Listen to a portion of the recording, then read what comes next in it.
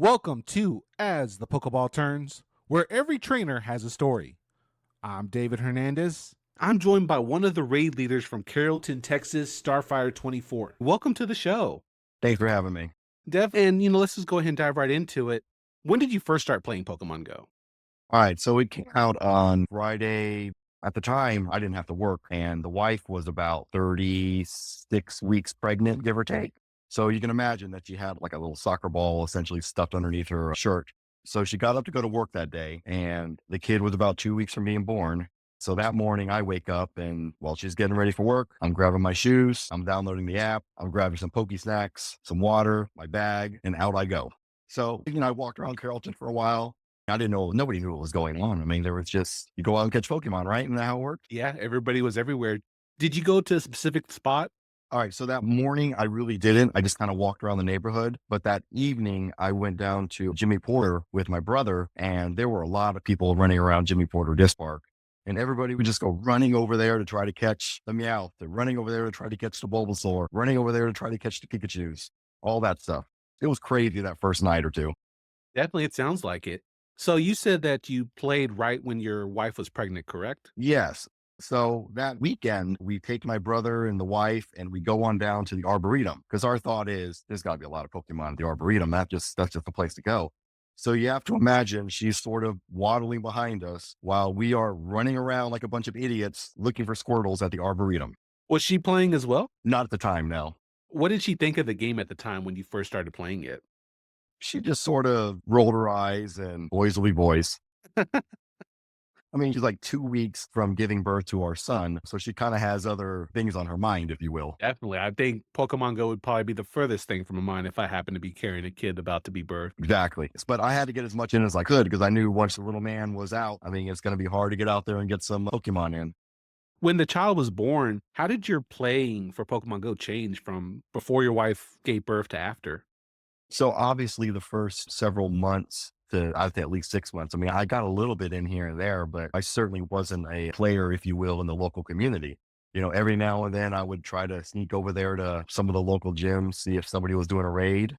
But obviously the main focus was the kid and the family and the wife and doing everything we needed to do.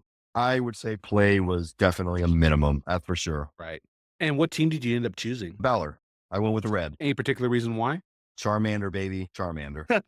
It was just because of the Charmander. Pretty much. Everybody knows he's the best starter. You might get some disagreements there, but that's another podcast for another day. Fair enough. So it sounds like you were familiar with the Pokemon franchise before Pokemon Go. How familiar were you with Pokemon in general? So I was playing back in like 96 when it came out. My buddy had blue, I had red. We were there from day one when it happened. And in fact, I'll tell you a quick story about that. In 2000, they had the Pokemon Stadium World Tour, and they actually showed up at Arlington, in Arlington Mall. And my buddy, my brother, and myself and my cousin all packed it up to go down to check out Pokemon Stadium. And while we were there, we got to do some battling against other trainers. And we also got an official Mew for Pokemon. And I personally got an official Boulder badge from Nintendo. Really? Definitely. It was just the world tour. They were showing it off. They were traveling literally across the country, and they just happened to stop Arlington. It felt good to have an official one at the time.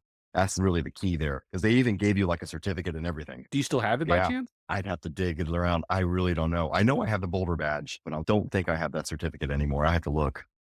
That's awesome, dude. Like, you got to go there, you got to get an official Mew while all of us were looking under trucks, trying to Yep. figure out all these weird glitches at the time. Yep. I remember all the little glitches and the missing no glitch around the shore, I think it was. Yeah, that's what it was. Yeah, you'd have to go to Cinnabar Island, I believe, and do some weird convoluted stuff.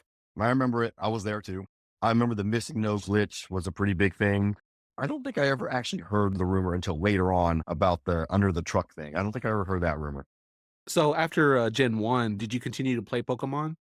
We actually imported the Japanese version of Silver and Gold. Really? So you got to imagine trying to play that, but it's not in English. And I don't speak Japanese. You were just too impatient to wait? Pretty much, yeah. That was not going to happen. That was not an option.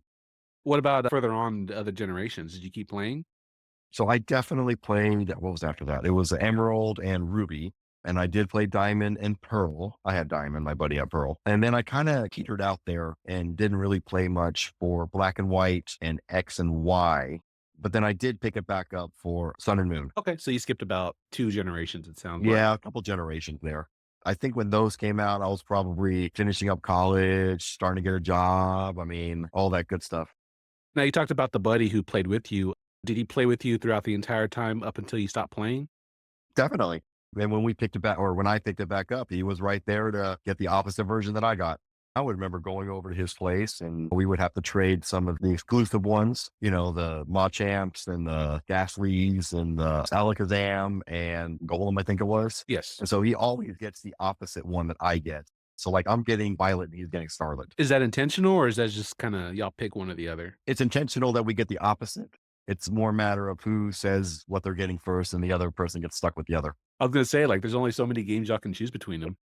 Pretty much. So whoever is slow to the draw gets what's left over. Does your friend play Pokemon Go as well? He does, but he moved up into Denton and there just really isn't a big community for him. So he doesn't really play as much anymore. Every now and then. I mean, he's been known to meet us in Addison and stuff like that periodically to hang out for a little bit. Since you're familiar with the Pokemon franchise, do you have any favorite Pokemon? I was all about Meow. I just liked the way he was a bit of a jerk in the cartoons.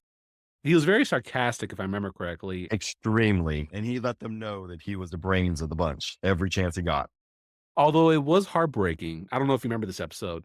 Do you remember the one where he tried to get back with this female Meowth? Yeah, where you like, it's like Go West Young Meowth or something like that. Yes, there we go, that one, and then he got beat out by a Persian, and yeah, I that one remember was that one. always sad. In fact, Yeah. if memory serves me, they had the cinematic showdown where they charge at each other and they both swipe and they're both left standing and then the Persian topples over. I remember that episode. It's like the Old West kinda style, if I remember I think that's what it is, right? Definitely.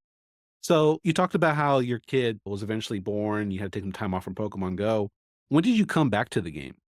Once he started getting a little bit older and it wasn't such like a rush, because when kids are born, I mean, it's like everything's just like on a 2 to 3 hour cycle.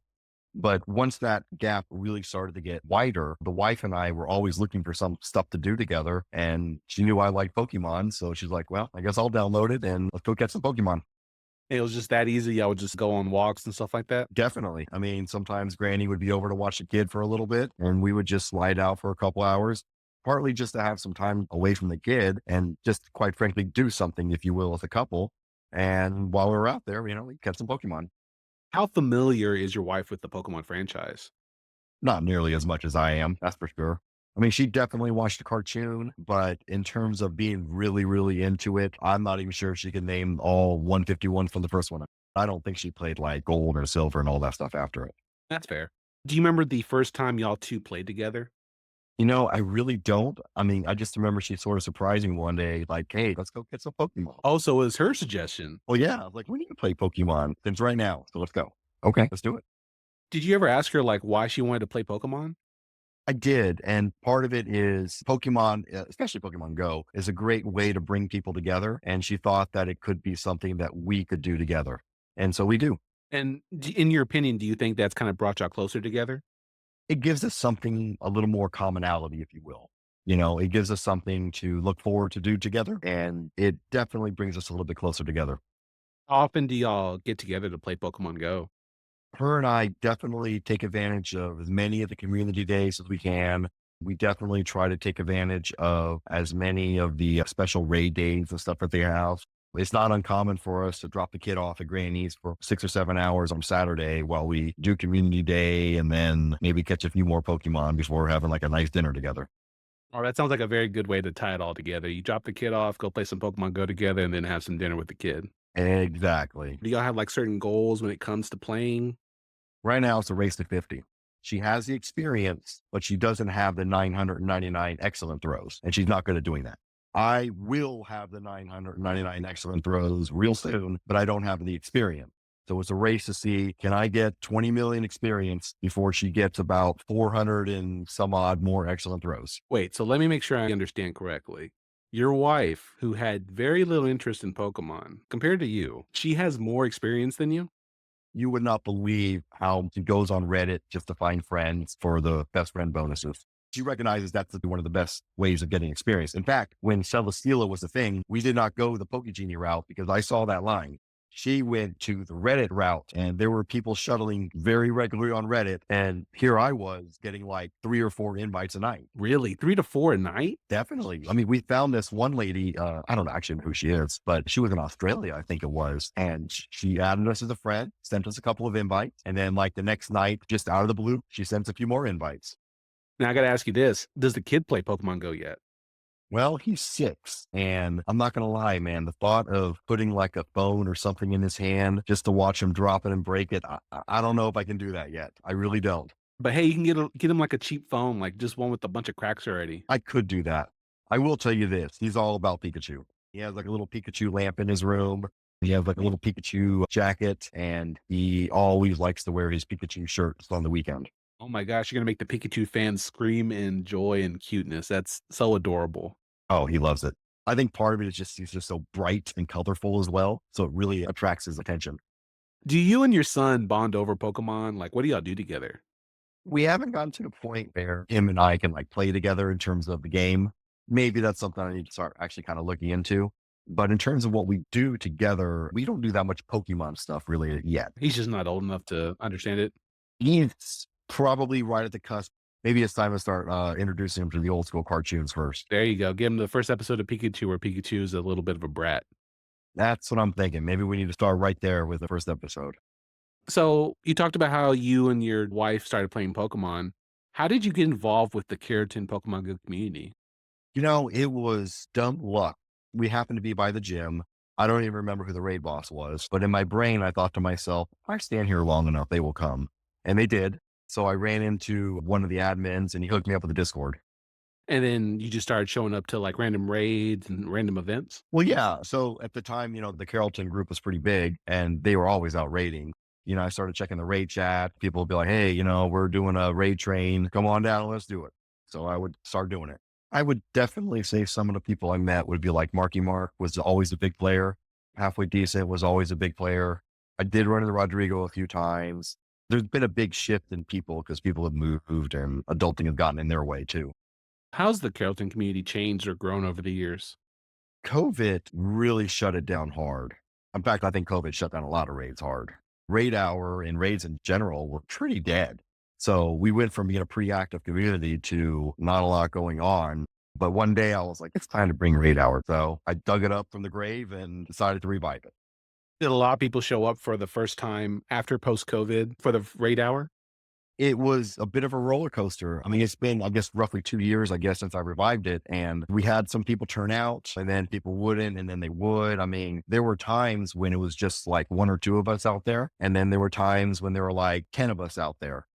And did y'all just stay in y'all's cars or did y'all keep the 6 feet still or? 6 foot for sure. And I always told people, I'm like, look, if you want to wear a mask and you feel comfortable wearing a mask, then do it. If you want to stand 6 feet apart, do it. I mean, I want to catch some Pokemon, but I do care about your safety and health. So I would say at least for the first 6 months, I would say pretty much everybody had a mask and everybody kind of stood, several feet from each other. Well, let's fast forward to this year. Are people still willing to come out or is it still kind of difficult to get people out for raid bosses? The last 2 months have been actually really good for turnouts. Really good. I feel like we've let people know that we're back, baby, and all you got to do is show up and you're in. We've had a couple of people that have had birthdays. So I'll bring like Poke Snacks for them or we'll go have a drink afterwards. We've had people celebrate births of a kid or whatever. We'll bring them a Pikachu blanket or people getting a new job, whatever it is. We try to celebrate the good and the bad. In what ways do you try to celebrate? It sounds like Poke Snacks. So is it like homemade desserts or? It could be anything from Pokemon themed Oreos, which for the record are a thing. Yep, they are. They are definitely a thing. Got to eat them all, folks. Oh, definitely. Anything from that to just regular cookies. Sometimes I could get this trainer, Valkyrie, to bring out nice, fresh baked cookies. Always a crowd pleaser there. Just whatever we could bring. In your opinion, like why are things like that important? Community. I mean, Pokemon is a communal game. It's meant to be shared with people. And it's meant to bring people together, I think. So when we're out there, we're not just catching Pokemon. We're all talking to each other. How are you doing? How's the work last week? Hey, whatever happened to that thing you were talking about a month ago? How did that work out for you? So it sounds like y'all really invest in each other and like whatever's going on in their lives, y'all really genuinely care. I try my very best to do that because I know life gets in the way. I know adulting gets in the way. I know, you can't make it every week, but we're always there for you if you need something. And sometimes you just need to get out there for an hour, blow off some steam, relax before you go home and finish up your day. In your opinion, what does it take to have a community in Pokemon Go? Well, one, you got to have somebody who's willing to set up events, like let people know we're going to be there. All you got to do is show up. You got to have people who are willing to put on pants and actually show up as well. Because with the remote raids, I saw a bit of a trend where people didn't want to put on pants anymore. They just, hey, send me a remote invite. Remote raids, in my opinion, were both good and bad for the game. I mean, it's good from the standpoint of you're still able to continue playing, but it's really, really bad for the community aspect of it. I think that if remote raids had not ever been a thing, I think we'd have better turnouts. I understand that some days you just can't do it. Life happens. I get that. But I do think some people let them do the groundwork and I'm just going to sit here on my couch. I don't want to feel like I'm doing all the boots on the ground while you just sit on the couch and let me do all the boots on the ground. It can feel like that sometimes, especially when you're physically driving to these raids and we can't predict why people do remote raids. And some of those reasons are very legitimate. Remote raids have definitely changed the game in some ways, both good and bad, in regards to it was good during a time to where we couldn't get together. And it helps us get certain raid bosses, even helps us get regionals like Celesteela or Uxie or Mesprit. Agreed. I've always thought to myself, I wonder how much money these remote raiders are spending like per month on the game. Oh my gosh, they've got to be making millions easily. Me personally, I don't want to give Niantic that much money. Well, let me ask you this. This is the last one I'm going to ask about remote raids, and then we'll continue to Okay. move on. Do you believe that remote raids can coexist with in-person raids and still have people come out? Well, we do it every Wednesday night. So I'm going to have to say yes, because that's exactly how it works out for us. And is it just because y'all have just such a good community that y'all can both help people who can't make it for whatever reason and people who want to have the in-person that's there? Yeah. I mean, it's one of those where we've been doing it long enough to where I think we have a good core group of people who understand and quite frankly, enjoy each other's company. So when we're out there every Wednesday night, I think those core people understand and appreciate that this is how you build a community. Now, you said before we came on that you had some kind of crazy story. So I'm here. I'm interested to hear it. I think it's somewhat of a legend around here in Carrollton or something. I'm not really sure. If I think it is in my brain. There was a player, and we're going to change the names to protect the innocent, if you will. There's really nobody innocent, but still. So you have to imagine this guy. We'll call him James and his wife, Jessie. So they're Team Rocket. But he had this thing where he had to have the gyms be all Valor. So every night, like clockwork, he would drive around, kick everybody out. That was not Valor. And the community was, quite frankly, frustrated with it. They hated the fact that they couldn't get any coins at all. And it got to the point where if you drove around like at 10 o'clock to kick a Valor out after he had done it, he would get back in his car, go back to the gym and take it right back over. So a group of us, we'll call them Ash, Brock, Misty, Dawn, and of course myself, we decided to take matters into our own hand, if you will. So we launched what we refer to as Operation Make Carrollton Great Again. So what we did is, because I'm also Valor, I couldn't really kick him out of gyms. But since they were not Valor, they could kick him out of gyms. So what we would do is go out at night and start clearing out all the gyms, which would of course prompt him to get up to try to take him back. And while he was over here at the Pewter City gym trying to take that over, we were over at the Cerulean gym kicking that one out. And then he would drive over to the Cerulean gym. And by then we were over there taking out other gyms. And then he would drive over there. We'd be back at Pewter City. I mean, it was just a giant game of us just driving around all over the place, kicking them out of all the gyms, and quite frankly, trying to send a message that this is not good for the community, guys, because people not getting their coins is a bad thing. One team hogging up all the gyms is not good for the game or community either. So eventually we get to the point where, I don't know, paranoia. I don't know if it's, I really don't know what to tell you what was going on or going through his mind, but he would actually sit there in his car and like physically try to guard the gym and like wait for us to show up. I remember one time I was coming home from a Mavs game and it was like, I don't know, like 10:30 at night or something like that. And we happened to be passing gyms and I look over like, is that his car? And as I look over there, he's like tucked behind the gym, if you will, trying to like hide around the corner, waiting, I don't know, to surprise us. I'm not really sure what his plan was, to be perfectly honest. I don't know what he would have actually done if we had actually shown up to that gym physically. I really don't quite know what he was thinking. I wish I could tell you more of that, but he was too obsessed. He was taking it too far. Bottom line, taking it too far. So one day, and this is where things start getting off the reservation, he contacts one of our members who he's pretty sure is involved in it. We'll call him Ash. And he tells Ash, I know you're involved in this. And if you don't stop it right now, I am going to have the district attorney open up an investigation into this. Oh my gosh, really? I swear to God, couldn't make this up. And Ash was like, what are you talking about, dude? Seriously, what are you talking about? I have no idea what you're talking about. He's like, oh, well, in that case, you don't have anything to worry about.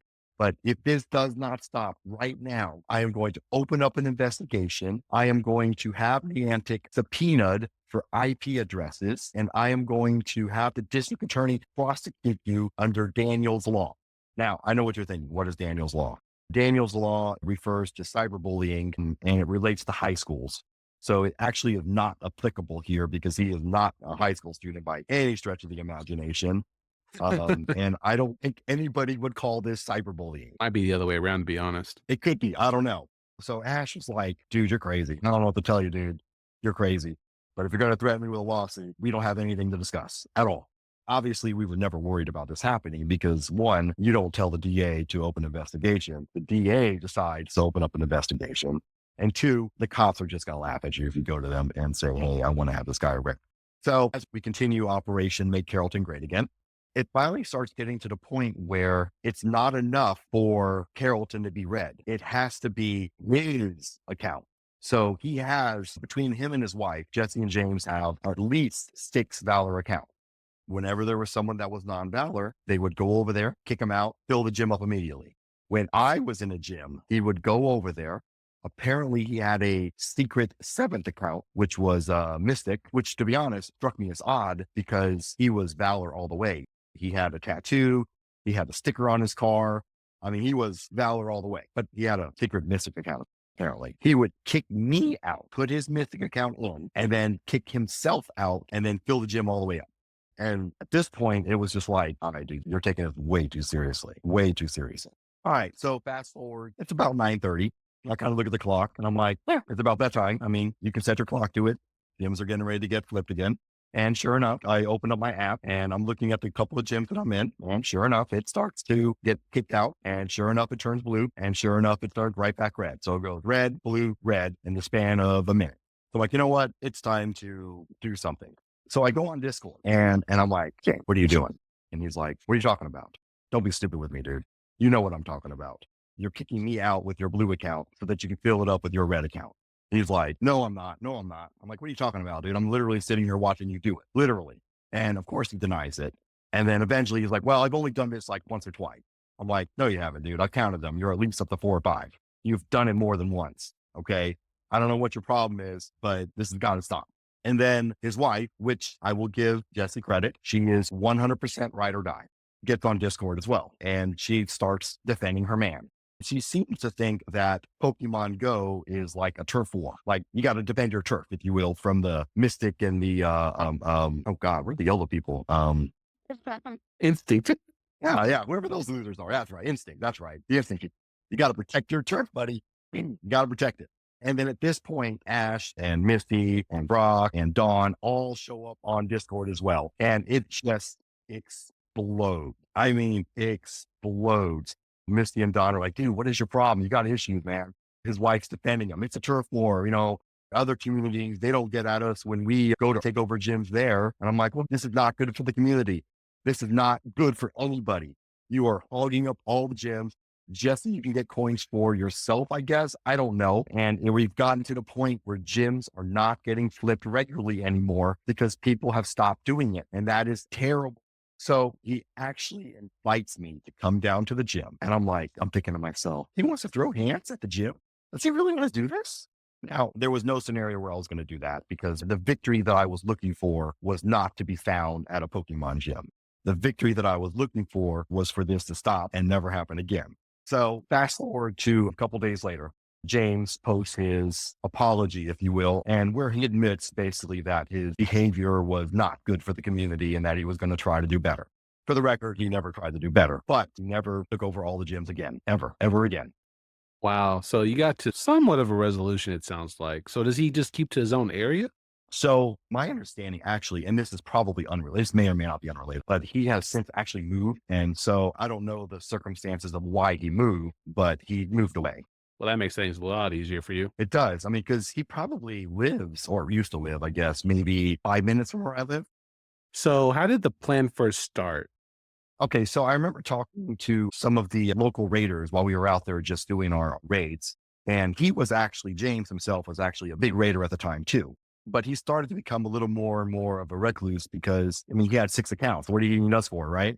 But the other raiders would talk about, man, who is that guy? I hate that guy.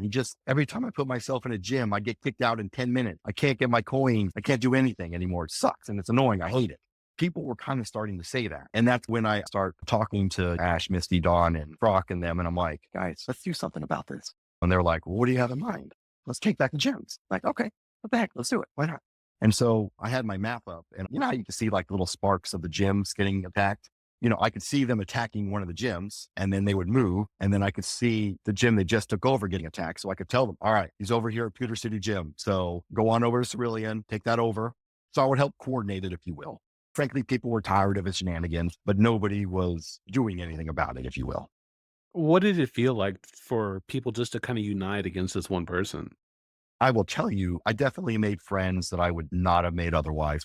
I mean, we were cool, don't get me wrong, but uniting against for a common cause definitely brought us a lot closer. It sounds like it, because usually there's people who want the old gym system back. And stories like these are like, you really want stories like these to be around everywhere because the old gym system was way more intense and people couldn't participate for this obvious reason. And it's not a good system when one person is dominating literally all the gyms in the Carrollton area and does everything in his power to hold them. And so that nobody else can get a single coin. Right. Were you worried at all about this guy reacting the way he did? I didn't want to actually have like a person to person with him. I wasn't sure how he would physically act. Now, to be perfectly honest, when he asked me to go down, I thought to myself a couple of things. Here are the scenarios I could play out. 1, he wants to throw fisticuffs. That's not the win that I want, and that's not the win that I need. 2, and this is, I think, the more likely scenario, he tries to goad me into starting fisticuffs so that he can then go to the police. And that's not a win for me either. I didn't want to find that out. Well, thank you for sharing the crazy story. This is the last question I have for you. With everything you've done in Pokemon Go, what do you consider your biggest accomplishment? I would probably have to say bringing back Raid Hour. I am of the opinion that the Carrollton group was on its way down because COVID really shut a lot of things down. I don't know if anybody else would have done it, but one day I was like, let's bring it back, baby. Let's bring it back. If other people were really struggling to get people out, like, what would you tell them? Like, is there something that people can do to encourage people to come in back in person? The first thing I would tell them is it probably took me the better part of 2 years to get where we're at. It is not going to happen overnight. So the first thing is consistency, consistency, consistency. People have to know Wednesday night Raid Hour is going to happen. Rain or shine, Raid Hour is going to happen. And if you want to be a part of it, just show up and you're in. Thank you for listening to As the Pokeball Turns, where every trainer has a story. If this episode resonated with you, share this episode with a fellow trainer and follow the podcast for more voices, more journeys, and more memories. I'm David Hernandez, and remember, your next Pokemon adventure begins here.